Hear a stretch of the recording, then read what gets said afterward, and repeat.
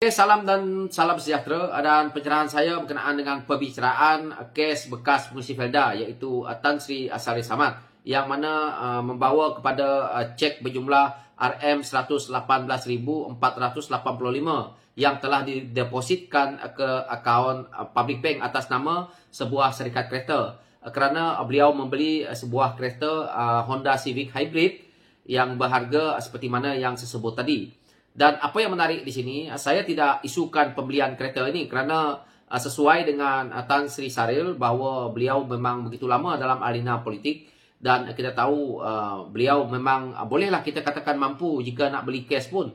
Tetapi yang hakikatnya di sini adalah apabila saya terkejut beliau didakwa melibatkan diri dalam pengubahan wang haram dengan tidak melaporkan pendapatan sebenar dalam borang cukai pendapatan yang bertentangan dengan Seksyen 113-1-A Akta Cukai Pendapatan tahun 1967, iaitu tidak mengisytiharkan pendapatan diterima daripada Najib berjumlah 1 juta melalui skipping check yang kemudiannya dimasuk ke dalam akaun miliknya. Jadi apa yang kita lihat di sini, kita sudah tahu bahawa sewaktu kecohnya perkara ini, Najib telah pun kita juga lihat yang mana apabila dibongkar ke waktu itu, Najib terlibat dengan isu 1MDB.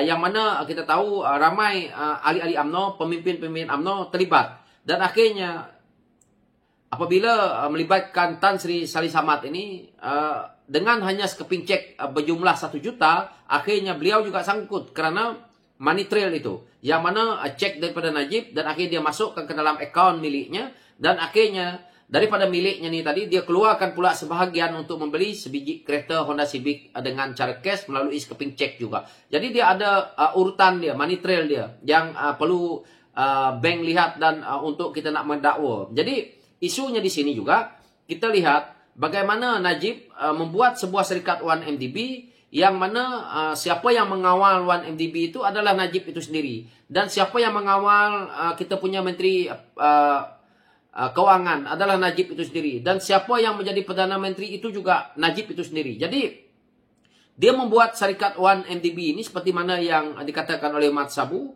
iaitu 1MDB tak ada duit, dia tanya Menteri Kewangan. Menteri Kewangan nak luluskan pinjaman, dia tanya Najib. Dan akhirnya Najib minta nasihat daripada Rosmah. Inilah hakikatnya.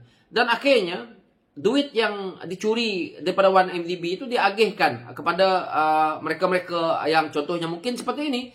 Jadi akhirnya dilihat. Dan perkara seperti ini susah juga kita sebagai rakyat nak kata sangkut atau tidak. Tetapi kalau kita lihat daripada sisi undang-undang, ini sudah sangkut. Kerana cek sudah pun jelas daripada Najib kepada Tan Sri Saril. Dan cek yang melalui proses melibatkan duit yang terlalu banyak, iaitu berjumlah 1 juta ini tadi, tidak pula dia lapor kepada dalam borang cukai pendapatan, dan akhirnya dia bertentangan dengan Seksyen 113-1-A.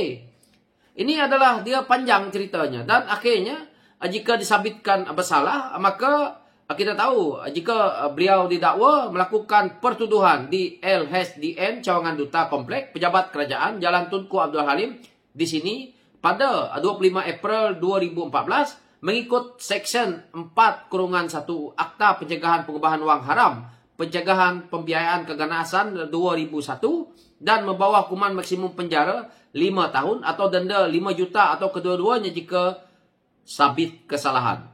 Jadi inilah yang berlaku. Kerana pencurian yang berlaku dalam 1MDB itu, kita tengok yang dikatakan dana daripada Raja Arab ni, dan akhirnya SRC kita lihat 42 juta dalam akaun Datuk Seri Najib. Akhirnya mereka-mereka ini walaupun pemimpin UMNO sekalipun dapat 1 juta, 2 juta, tapi Najib berpuluh-puluh juta, berbilion-bilion. Dan akhirnya duit itu hilang begitu saja, yang kita hari ini perlu membayar bertahun-tahun. Dan akhirnya Najib sendiri telah pun disabitkan bersalah dan akhirnya masuk penjara. Tetapi mereka-mereka yang ikut juga ambil ni tadi, akhirnya mereka berjoli juga dengan wang rakyat. Yang mana kita lihat seperti ini. Kalau ini adalah betul wang daripada sumber 1MDB, dan akhirnya beliau membeli sebiji kereta seperti ini, Ini adalah duit rakyat. Dan kita nak hukuman yang setimpal jika memang betul perkara ini berlaku. Kerana kita rakyat akan membayar hutang Datuk Seri Najib ini. Bukan saya isu dendam, bukan isu benci. Tetapi kita lihat, Najib yang mencuri duit, kita kena bayar. Beliau masuk penjara, belum tentu dia bayar denda yang 210 juta itu. Kalaupun Najib bayar denda 210 juta, kita masih kena membayar hutang 1MDB. Jadi siapa yang nak bayar hutang 1MDB? Yang dia nak bayar ni berkenaan dengan SRC. Ini adalah satu yang sangat menyedihkan kita rakyat lah. Dan saya tidak nak mengulas tentang isu parti sangat. Kerana kita tahu, sekarang ini pemimpin-pemimpin yang lantang menyerang pimpinan Pakatan Harapan. Yang mana mereka mengatakan Pakatan Harapan itu berbagai-bagai, sebenarnya mereka sudah pun berada dalam ketakutan. Kerana satu persatu mereka akan diheret ke mahkamah. Dan sewaktu mereka memerintah, mereka boleh tutupi semua kes-kes yang berlaku seperti ini. Kita lihat waktu pemerintahan mereka, kita tidak tahu apa yang berlaku ini. Kerana perkara-perkara ini berlaku dalam tahun 2014 di waktu pemerintahan mereka. Dan akhirnya kita memerintah 2018, terbongkar semua benda ni.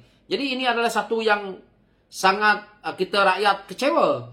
Dan duit rakyat apabila diagihkan kepada mereka, tidak juga dia membantu rakyat. Sebahagiannya dia beli kereta cash seperti ini. Ini baru satu yang kita jumpa. Banyak lagi mereka-mereka yang lain, entah dia berjoli macam mana dengan duit tu. Dan baki duitnya, kita tidak tahu ke arahnya mana.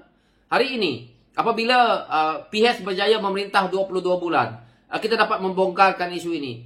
Jadi walaupun kata tidak percaya lagi, tetapi kes-kes yang masuk ke mahkamah ini, saya rasa tidak mungkin didakwa dengan sembrono kerana mempunyai bukti-bukti yang kukuh. Dan kes ini juga berjalan begitu lama, tidak juga selesai-selesai. Padahal kalau kita baca pertuduhan ini, sudah jelas melanggar akta. Duit 1 juta tidak di-clear kan, bermakna dah bersalah. Apalagi mereka-mereka ini adalah pimpinan politik, tokoh-tokoh politik yang kita harapkan, yang kita percayai. Rupa-rupanya ada udang di sebalik mi. Rupa-rupa mereka inilah penyangak negara selama ini, yang mana sebenarnya mereka-mereka ini pengkhianat kepada negara. Yang mana mereka menjualkan kaum, tetapi kaum tetap juga tidak juga senang. Mereka yang kaya raya, rumah berbiji-biji banglo, bini berpuluh-puluh, senang ceritanya macam tu. Dan akhirnya kita terpaksa menanggung hutang yang banyak. Ini yang mengecewakan kita. Bukan kerana parti ataupun kerana kita nak menghentam partinya. Tetapi masalahnya yang kita boleh ulas hari ini seperti saya. Siapa yang kita lihat ada tiap-tiap hari ke mahkamah atau berurusan dengan kes-kes rasuah ni adalah pemimpin UMNO bersama-sama. Jadi macam mana lagi kita nak menceritakannya? Ini adalah hakikat. Contoh seperti ini. Ini bukan pemimpin PH. Ini adalah pemimpin UMNO. Tapi kalau saya bongkar, kita cerita seperti ini, maka dia kata kita mencari kesalahan UMNO. Tetapi hakikatnya, benda ini masuk dalam mahkamah. Dan apa yang saya baca ini melalui kenyataan media, melalui penyelidikan saya sendiri berkenaan dengan isu ini. Dan mereka berjoli sedap-sedap dengan duit rakyat. Kita rakyat kena bayar lagi sehingga kan adanya GST. Memang. So itu pencerahan saya dan sekian, terima kasih.